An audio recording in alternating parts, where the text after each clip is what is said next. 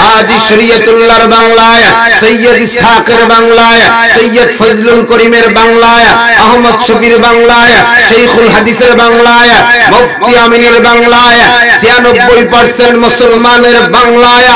আর যাই হোক, ইসলাম বিদ্বেষী আল্লাহ এবং কোরআনের বিপক্ষে কোনো আইন বাংলার জমিনে পাস করতে দেওয়া হবে না। ঠিক কিনা বলো? কেন? আমরা সবাই মুসলমান। আমাদের পরিচয় কি? যারা বলেন কি? এই মুসলমানটা কি কোনো বেঈমান আমাদের নাম দিছে? এটা কি আমরা হাওলাত করে আনছি? আল্লাহ দিছে। দিছে কে? আল্লাহ। কার মাধ্যমে দিছে? আব্বাজান ইব্রাহিমের মাধ্যমে। সুবহানাল্লাহ পড়েন। আমাদের জাতির পিতার নাম কি? জোরে কোন, আরো জোরে কোন। আমি বলি না, আমার আল্লাহ বলে মিল্লাতা আবিকুম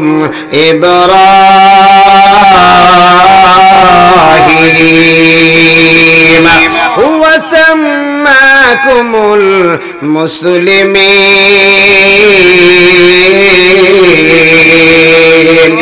আল্লাহ বলে তোমাদের জাতির পিতার নাম হলো হযরতে ইব্রাহিম আলাইহিস সালাম।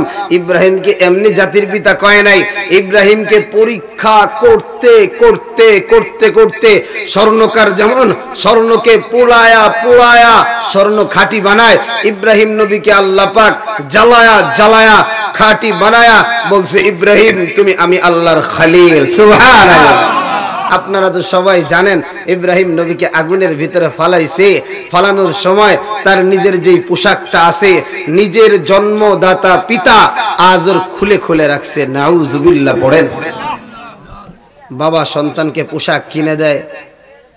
ইব্রাহিম নবীর ভাগ্য কত বড় খারাপ, নিজের বাবা তার পরনের পোশাকগুলো খুলে ফেলে। ও ভাই, এর চাইতে বড় দুঃখ আর কি আছে? এরপরে ইব্রাহিমকে যখন আগুনের ভিতরে ফলাবে, এমন সময় জিবরাইল আইসা কয়, ও নবী ইব্রাহিম, তোমারা তো আগুনের ভিতরে ফলাবে, আমার তো অনেক পাওয়ার, আমার তো 600 ডানা আছে, তুমি খালি একটু বলো না, আমি একটা বাড়ি দিয়া আগুনকে ধাক্কা দিয়ে দিল্লি পাঠায় দেই। ও যুবক ভাই, কলিজার টুকরা বুড়া বাবা, আমার নবী কি বলেছিলেন?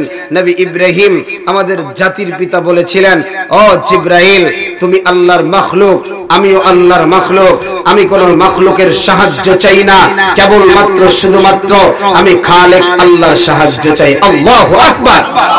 আর জোরে বলেন না আল্লাহু আকবার। ইব্রাহিম নবীর যখন আগুনের ভিতরে ফালায়, আমার আল্লাহ আগুনের কাছে হুকুম জারি করায়,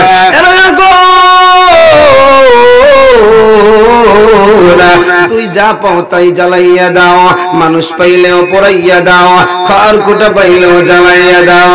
আজকে তোর এমন একটা হুকুম দিব রে, আজকে তোর ভিতরে যাকে ফলানো হবে সে আমার বড় দামি বান্দা। আমার ইব্রাহিমকে জ্বালাইতে পারবি না। আয় আল্লাহ, তাহলে আমি কি করব?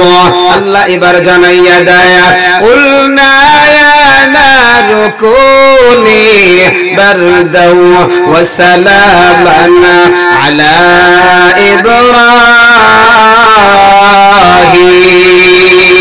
ইব্রাহিম।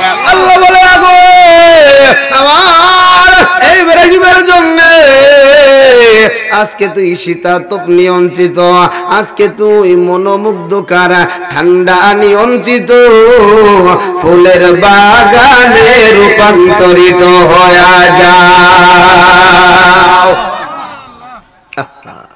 ফুলের বাগানে রূপান্তরিত হয়ে গেছে।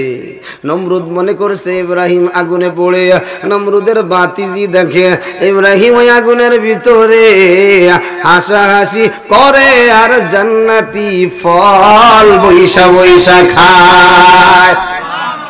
যার আল্লাহ আছে তার কোনো ভয়, আরো জোরে কোন ভয়। এরা যুবক, এ বুড়া বাবা, এখনো তোমরা যারা রাস্তায় রাস্তায় ঘোরো, এ আমার পর্দার আড়ালের মা গো, অল্প সময় আলোচনা হবে। আমি জিহাদি তোমাদের ভাই, তোমাদের পায়ে হাত দিয়া বলি রে, আমি জিহাদি তোমাদের বন্ধু, তোমাদের পায়ে হাত দিয়া বলে, আর আজকে ঘুরিও না। পুরুষেরা পুরুষের প্যান্ডেলে বসে যাও, মহিলারা মহিলার প্যান্ডেলে বসে যাও, আজকে যদি বসিয়া কোরআনের তাফসীর শুনতে পারো, আমার নবী জানাইয়া দেয় এই ময়দানে বসতে দেরি হয়, আমার আল্লাহ বান্দা বান্দির সগীরা গুনাহ মাফ করতে দেরি করে না।